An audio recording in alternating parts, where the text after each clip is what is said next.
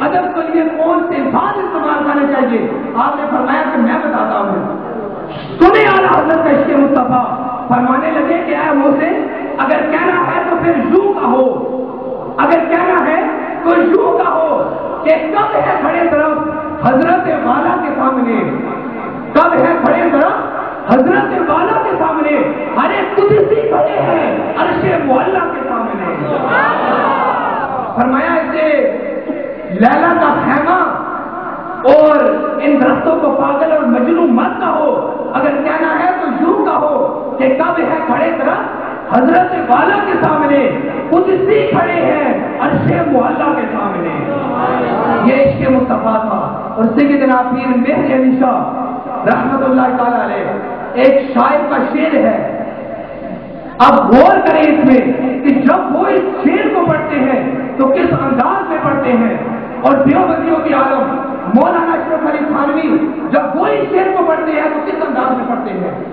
وہ اس کو کس انداز میں پڑھتے ہیں؟ وہ کہتے ہیں کہ ہما شہر پرز خوبا منم و خیال ماہے، یہ کسی شاعر کا شعر ہے، اس نے کہا کہ ہما شہر پرز خوبا منم و خیال ماہے، کہ میں کیا کروں، سارا شہر حسینوں سے بنا ہے، سارا شہر حسینوں سے بنا ہے، لیکن میں کیا کروں، مجھے تو اپنی جان کی فکر لگی رہتی ہے، مجھے اپنے جان کی فکر لگی رہتی ہے، اور میں کیا کروں، میری آنکھوں کی یہ بری خصلت نہیں جاتی، میری آنکھوں کی یہ بری خصلت نہیں جاتی۔ یہ دیوبندیوں کی عالم مولانا اشرف علی تھانوی پڑھتے ہیں کہ سارا شہر حسینوں سے بنا ہے اور مجھے تو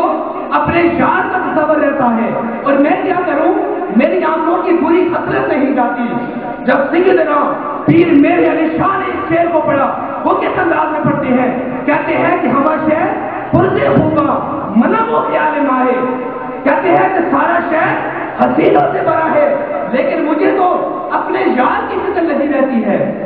میری نظر تو یار کے چہرے پر جمی رہتی ہے، اور میں کیا کروں، میرے چہرے کی اور میری آنکھوں کی یہ اچھی خصلت نہیں جاتی۔ اس نے کہا کہ بدخو، میری آنکھوں کی بری خصلت نہیں جاتی۔ اور اعلیٰ حضرت پیر مہر علی شاہ کیا کہتے ہیں کہ میں کیا کروں، میری آنکھوں کی اچھی خصلت نہیں جاتی۔ وہ بتا رہے ہیں کہ لوگوں اور دیوبندیوں، تمہاری نظر پتہ نہیں کس گندے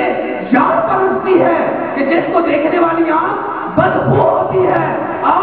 یہ مہر علی شاہ کی آنکھ ہے، یہ کبھی بدخو نہیں ہو سکتی، اس لیے کہ یہ جب بھی اٹھتی ہے چہرہ مصطفیٰ پہ اٹھتی ہے۔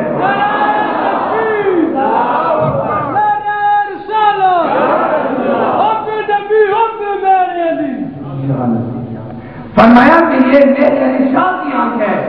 یہ بدخو نہیں ہو سکتی، یہ خوشبو ہے، خوشبو ہے۔ کیوں؟ اس لیے کہ یہ آنکھ جب بھی اٹھتی ہے چہرہ مصطفیٰ پر اٹھیا کرتی ہے۔ آؤ لوگوں، اس دلدل کی زندگی سے نکلو، اگر اپنی زندگیوں میں تاج کائنات کا رنگ دیکھنا چاہتے ہو، اگر اپنے روٹھے ہوئے رب کو منانا چاہتے ہو، اپنے ملک پاکستان میں شریعت کا قانون دیکھنا چاہتے ہو، اور اپنی بیٹیوں کے سروں پر پھر سے چادریں لانا چاہتے ہو، اگر اپنے بچوں کی جیب سے تاج کے پتے نکال کر سورہ یاسین سجانا چاہتے ہو، پھر اپنی گود سے رومانٹک ناول اٹھا لو، اپنی گود میں مصطفیٰ کا قرآن لاؤ، اپنی گود میں مصطفیٰ کا قرآن لاؤ، ان ویران مسجدوں کو پھر سے آباد کرو، اپنی پیشانیوں کو لذت سے سجدہ عطا کرو، اس لیے کہ فقط نعرے لگانے سے کچھ نہیں ہوتا، فقط نعرے لگانے سے کچھ نہیں ہوتا، فقط نعرے لگانا یہ تو منافقت ہے۔ اس لیے کہ جب بلال نے کہا تھا، جب بلال نے لا الہ الا اللہ کا نعرہ لگایا تھا، اس وقت بلال کا کچھ نہیں گیا تھا، کچھ نہیں گیا تھا، لیکن جب یہ دعویٰ نبھانے کی باری آئی پھر بلال کا کچھ بچا نہیں تھا، پھر وہی بلال کانٹوں پر گھسیٹے گئے تھے، گرم پتوں پر لٹائے گئے تھے، ہاتھ میں میخیں ٹھوکی گئی تھی، مگر ایک ہی نعرہ تھا، کہتے ہیں کہ آقا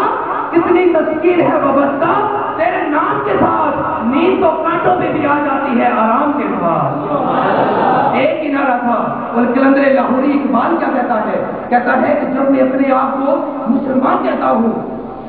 جب میں اپنے آپ کو مسلمان کہتا ہوں کہ میں مسلمان ہوں، کہتے ہیں میرا جسم کانپ جاتا ہے، میں کانپ جاتا ہوں. میں اس بات کو جانتا ہوں کہ جب یہ دعویٰ کر لیا جائے، لا الہ پڑھ لیا جائے، جب اس دعوے کو نبھانے کی باری آئے، اس کلمے کو نبھانے کی باری آئے، پھر احمد جیسے شہزادے بٹھانا پڑتے ہیں، پھر زینب کو ام محمد بٹھانا پڑتے ہیں، پھر مدینے جیسا وطن قربان کرنا پڑتا ہے، پھر اپنی گردن کٹا کر نیزے پر چڑھا کر قرآن کی تلاوت کرنا پڑتی ہے. اس لیے لوگوں، یہ فقط نعرے لگانا اس سے کام نہیں چلا. اپنی زندگیوں میں تاجدار کائنات کی سنتوں کا